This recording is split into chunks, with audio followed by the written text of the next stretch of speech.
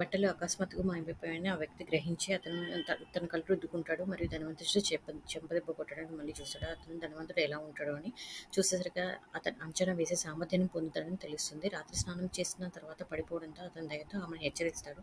కానీ అతను పిచ్చివాడని భావించి వెళ్ళిపోతాడు. కానీ రాత్రి ధనవంతురాలు స్నానం చేసిన వెంటనే నేలపై పడిపోయింది. అదృష్టవశాత్తు ఆమె నేలపై కూర్చొని ఉంటుంది. ఆ వ్యక్తి ఏం అని భావించిందో, లేకుంటే ఆమె అతని కోసం వెతకడానికి తన ఫ్రెండ్‌ని ఆస్పత్రికి పంపిస్తుంది. కానీ అతను డిశ్చార్జ్ అయిన తర్వాత అప్పటికే డిశ్చార్జ్ అయితాడు.